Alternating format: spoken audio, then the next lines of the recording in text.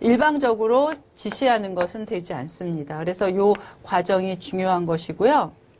또한 이렇게 이제 그 목표를 정하면 목표가 달성됐을 때 이점이 있지만 분명히 손실도 있어요. 그러니까 그 목표를 달성하기 위해서 내가 기꺼이 감수해야 될 부분이 분명히 있다는 것이죠. 그거는 뭐 내 시간을 들여야 되는 것이고 노력을 들여야 되는 것이고 어떤 면에서는 어떤 금전적인 이 상담을 하는 것 자체도 마찬가지죠. 이게 다 들어가는 것이죠.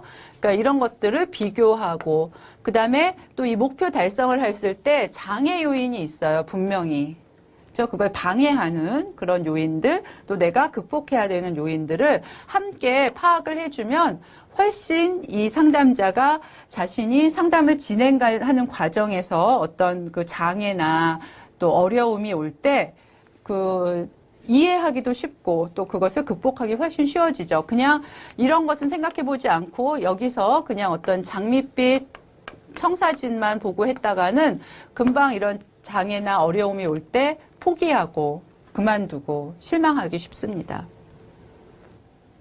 그리고 마지막으로는 이제 이런 목표를 아무리 세우고 했다 하더라도 필요한 경우에는 원래의 목표를 수정하고 새로운 목표를 설정할 수 있는 이제 유연성을 분명히 가져야 되죠. 그래서 잘못하다가는 이 상담이나 내담자가 아니라 목표 자체가 주인이 되는 거예요. 그래서 주객이 전도된 그런 일들이 있기 때문에 이제 이런 부분들을 잘 염두에 두고 이제 목표를 설정하시면 되겠습니다.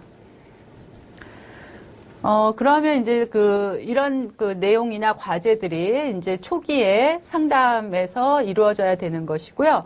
그럼 그러한 것들을 하기 위해서 초기 단계에서 이제 보통 다 사용되는 상담의 기법들은, 아무래도 좀 덜 깊이 있는, 그러니까 우리 지난 이제 강의에서 면접의 기법에서 깊이가 있었죠. 그래서 이제 제일 처음이,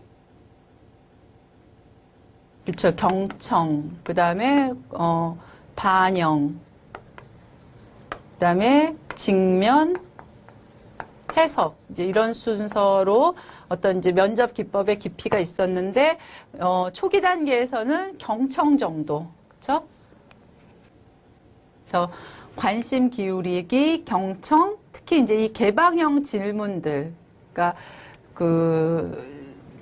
내담자의 굉장히 자유로운 좀 이렇게 편한 반응들을 이끌어내는 그런 이제 질문들을 이제 많이 해서 상담 관계도 이제 촉진시키고 또 앞서서 얘기했던 상담의 구조화나 상담 목표 설정의 이런 내용들도 이제 이루어지게 이제 할 수 있습니다. 또 특히 내담자의 문제나 어려움들을 이제 이해하고 이제 평가하는데도 이러한 기법들이 도움이 많이 되죠.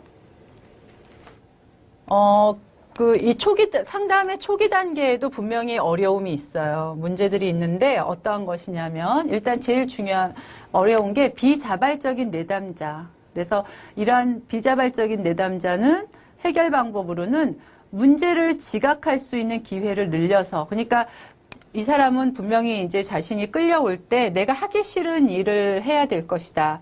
막 내가 뭔가 싫은 장면에 자꾸 부딪힐 것이다. 이제 이런 기대가 많이 있거든요. 이제 그럴수록 뭐를 막 자꾸 탐색하고 막 요구하고 막 이렇게 이제 강요하기보다는 본인 스스로가 자신의 문제를 지각할 수 있는 기회를 이제 늘려주는 것이고요. 그래서 이제 자발적 참여를 유도할 수 있도록 도와주는 것입니다. 그 다음에 이제 이런 내담자도 있어요. 첫 만남 상담 초에 자신의 진단명, 그러니까 도대체 내가 뭐가 잘못된 것이죠? 내 문제가 무엇이죠? 이렇게 당돌하게 물어보는 사람들이 있어요. 그래서 그런 사람한테 이제 또 도리어 막 원리 원칙적인 것을 얘기하면 실망하고 또 이 상담자가 잘 모르기 때문이라고 생각해요. 그래서 이럴 때는 중요한 문제에 대해서만 언급해요. 그러면 그 사람도 자기가 어느 정도 어렴풋이 짐작하고 있었기 때문에 안심을 하죠.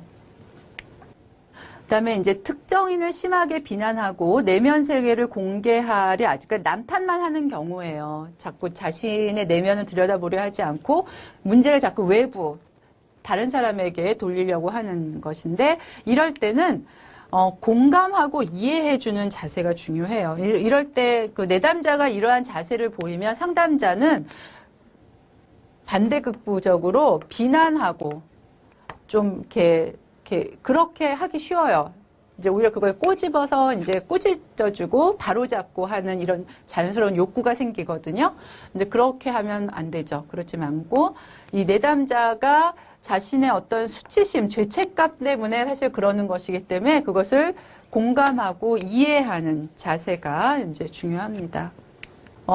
이제 초기 단계에는 이제 그 내담자에게 상담 과정을 설명하고, 그쵸? 내담자 역시 상담자를 평가하는, 여기 그림이 재밌죠? 열쇠 구멍을 두고 둘이서 서로 이렇게 막 탐색을 하고 있는 경우고, 그 다음에 상담자의 경우는 내담자의 불만스러운 태도, 특히 초기에 이런 내용들이 많아요. 그 다음에 의사 전달과 행동에 대한 면밀한 관찰이 이제 필요하게 됩니다. 예, 이렇게 해서 그 상담의 초기 단계에서 이제 어떠한 그 진행 과정이 이루어지는지를 살펴봤고요. 다음 강의에서는 그 중기 단계에서 일어날 수 있는 여러 가지 과정들을 살펴보겠습니다.